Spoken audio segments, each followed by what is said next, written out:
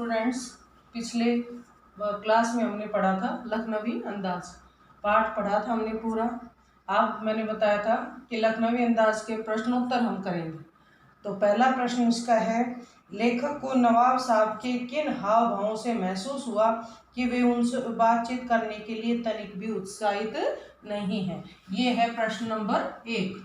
प्रश्न नंबर 1 है कि लेखक को नवाब साहब के किन हाव भावों से ऐसा महसूस हुआ कि वे उनसे बातचीत करने के लिए तनिक भी उत्सुक मतलब जागरूक, मतलब किसी चीज़ की चाहत होना, कि उत्सुकता नहीं दिखा रहे थे। तो किन किन हाव भावों से दिखा, तो पहला तो हमने पहले पूछा कि एक तो हमने देखा कि जैसे ही जो लेखक है, लेखक जब डिब्बे में चढ़ता है, डिब्बे में जब लेखक चढ़ता है तो ऐसा लगता है जैसे कि नवाब साहब के एकांत चिंतन में विघ्न पड़ गया हो।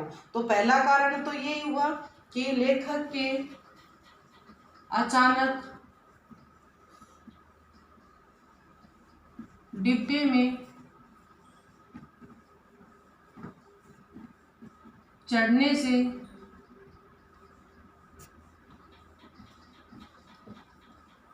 नवाब साहब के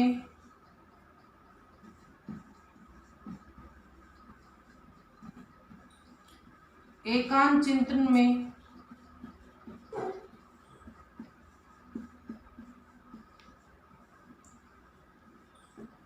विघ्न पड़ गया।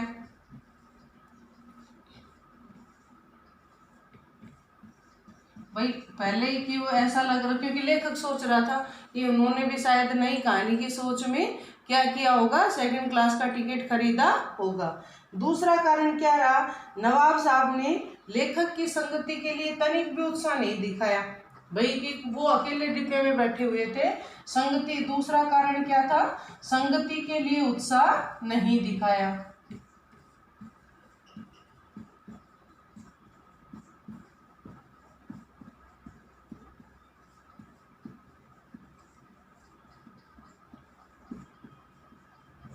भाई वो अकेले बैठे थे और उन्होंने सेकंड क्लास का टिकट खरीदकर उस पूरे डिब्बे में डिब्बा पूरे डिब्बे में अकेले नवाब साहब भी बैठे हुए थे। लेकिन जैसे ही जो लेखक है वो डिब्बे में गए तो नवाब साहब ने संगति के लिए बिल्कुल भी उत्साह नहीं दिखाया कि भाई मैं अकेला था, सफर कर रहा था, चलो मेरे साथ कोई दूसरा व्यक्ति आकर बैठ गया। तो ये सारे दो। तो तीसरा कारण क्या था, तीसरा कारण ये था कि नवाब साहब लगातार खिड़की से बाहर देखते रहे। भाई हमें तो उनके हाव भावों को पता करना है कि किन हाव भावों से पता चला कि लेखक तनिक भी नवाब साहब लेखक से तनिक भी बातचीत करने के लिए उत्सुक नहीं थे। तो खिड़की से लगातार बाहर देखते रहे।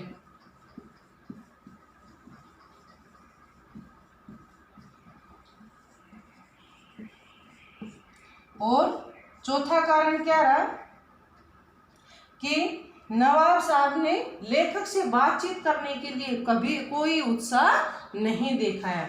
मतलब बातचीत करने के लिए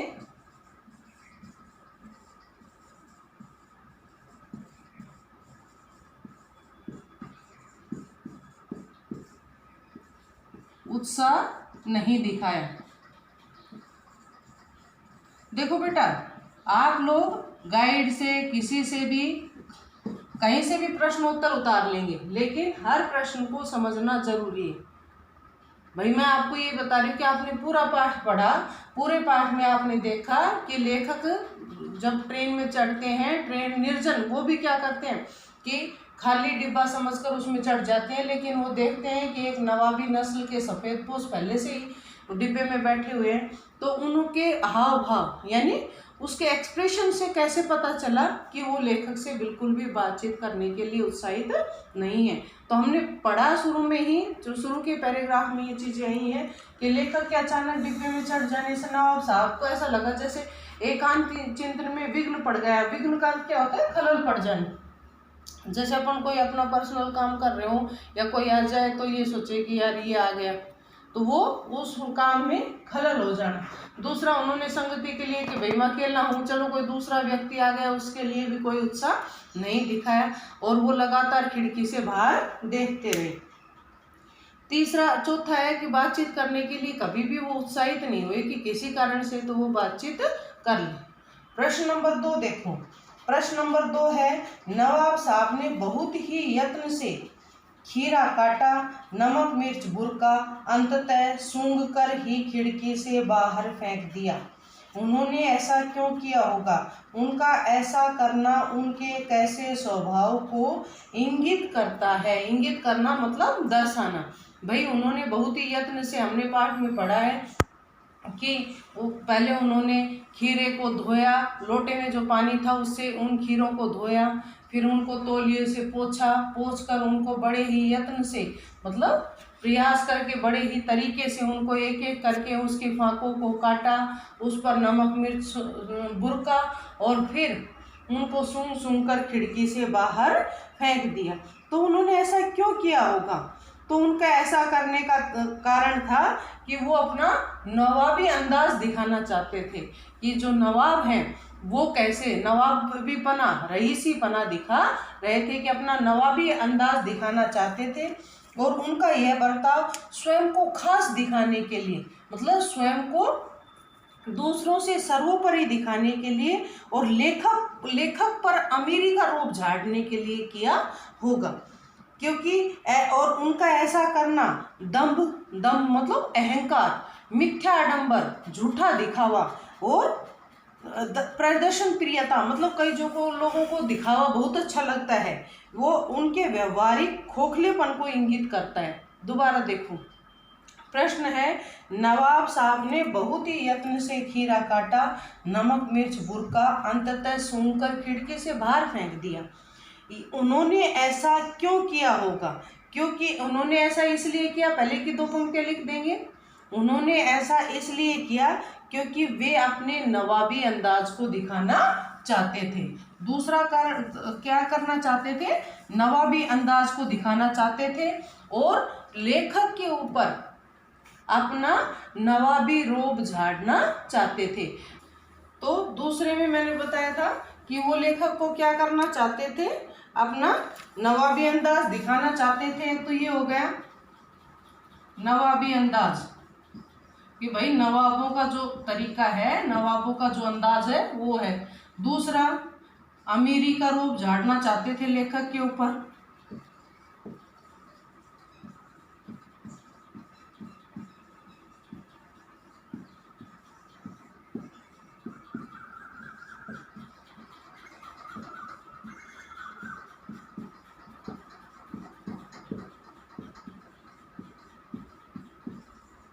कि भाई ये नवाबों का तरीका है, देखो नवाब ऐसे खीरे खाते हैं। और अपने आप को और अपने इस बर्ताव से वो अपने आप को कुछ खास दिखाना चाहते थे।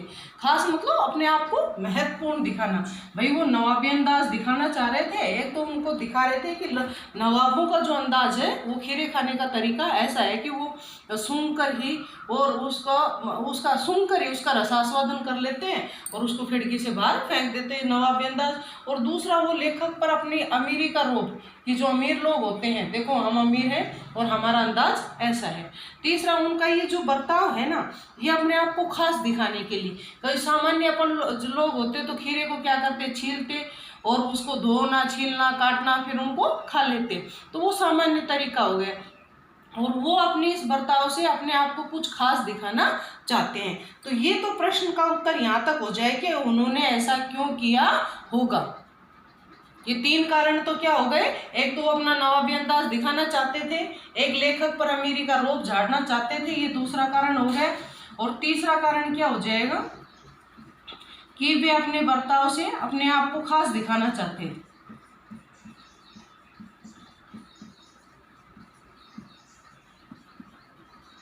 खास दिखाना चाहते थे। ये तो हो गया 3 कारण। तो एक पहला जो प्रश्न था उसका हो गया, उन्होंने ऐसा किया क्यों किया होगा। उसके आगे प्रश्न उन्होंने फिर बना दिया, उनका ऐसा करना उनके कैसे स्वभाव को इंगित करता है। उनका ऐसा करना दंभ दंभ का अर्थ होता है अहंकार दिखाना, घमंड दिखाना, अहंकार या फिर घमंड, घमंड दिखाना। प्रदर्शन प्रियता, प्रदर्शन प्रियता का मतलब जो दिखावा बहुत अधिक, जिनको दिखावा बहुत पसंद होता है, कई लोग होते हैं ना दिखावे के लिए, तो वो प्रदर्शन प्रियता। तीसरा कारण क्या रहा है कि उनके व्यवहार में खोखलेपन, कि मिथ्या आडंबर, मिथ्या आडंबर,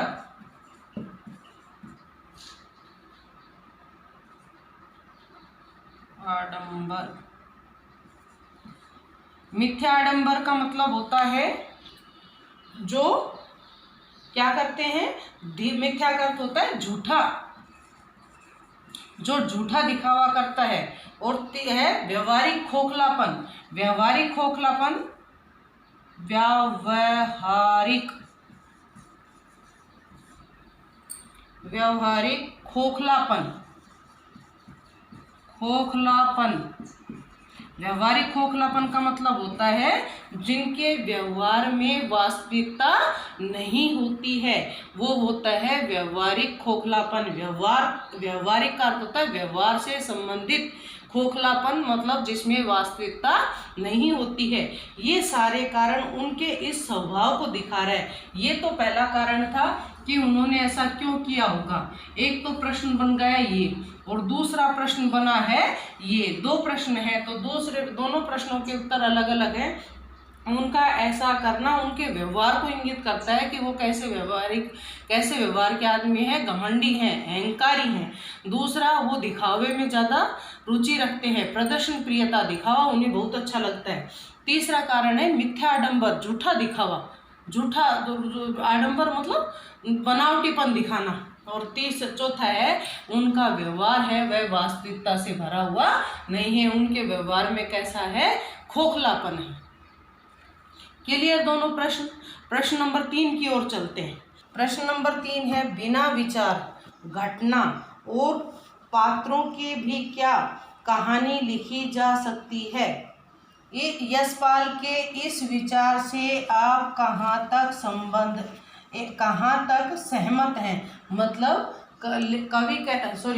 लेखक का प्रश्न है कि बिना घटना, पात्र और घटना विचारों के क्या कहानी लिखी जा सकती है। पीछे प्रश्नवाचक चिन्ह लगा है, वो आपके विचार पूछ रहा है। क्या क्या बिना घटना, पात्रों के और कथन के, कथ्य के कहानी लिखी जा सकती है। भाई विचार नहीं है, कोई घटना नहीं घटित हुई, कोई उसमें पात्र नहीं है, तो क्या ऐसे कहानी लिखी जा सकती है।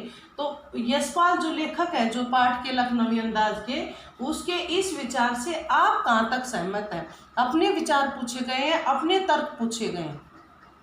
तो भाई इस विचार से हम बिल्कुल क्या कहानी लिखी जा सकती है।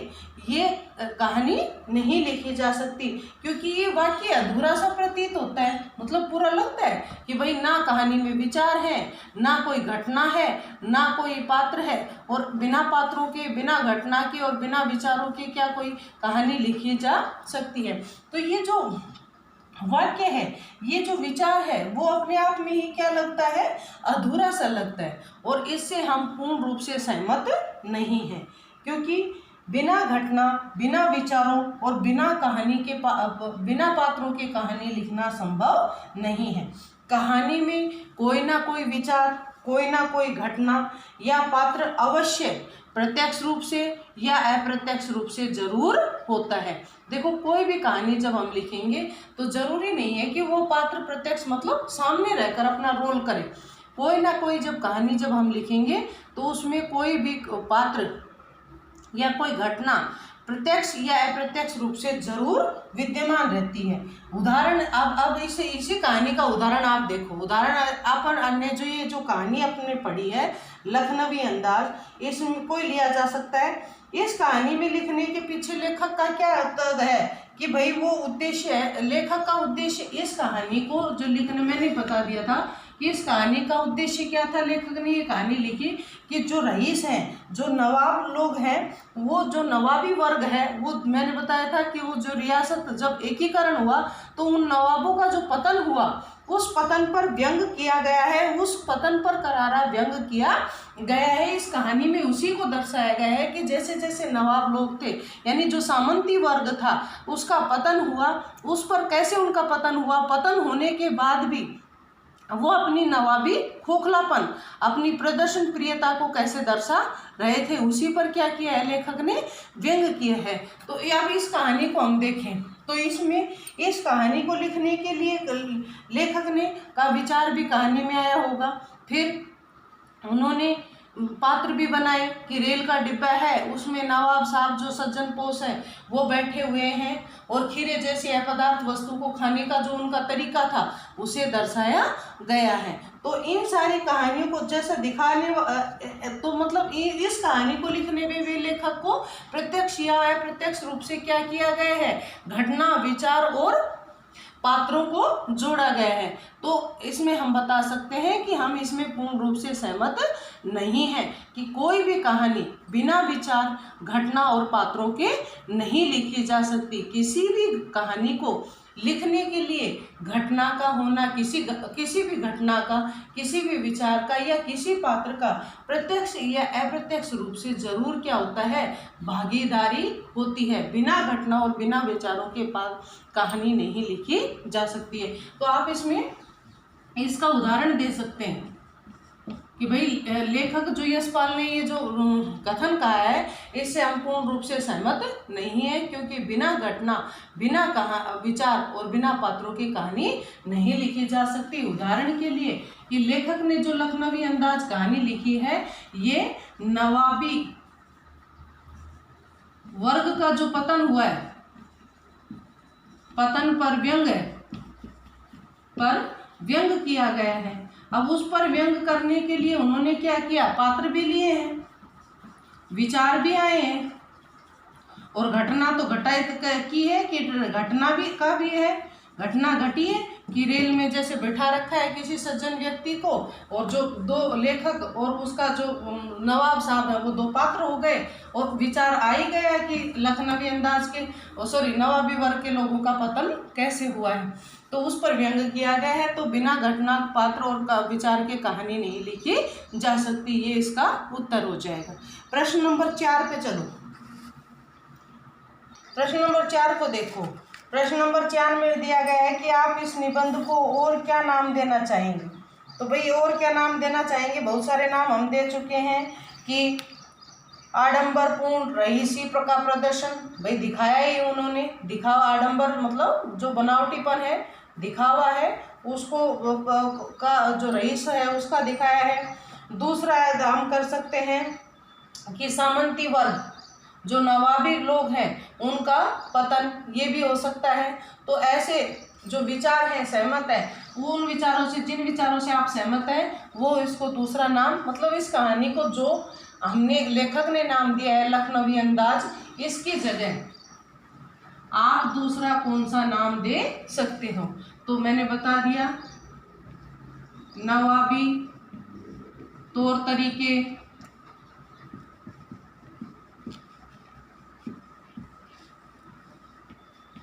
आडंबरपूर्ण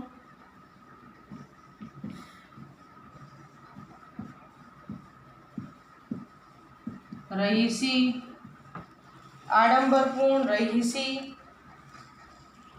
का प्रदर्शन,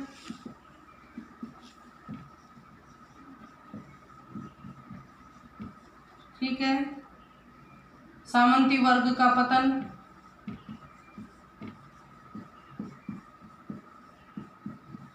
ऐसे अनेक नाम हो सकते हैं। तो ये 4 प्रश्न आपको इसमें दिए गए हैं, और उसके बाद इसमें दे रखा है आपका व्याकरण, भाषा अध्ययन।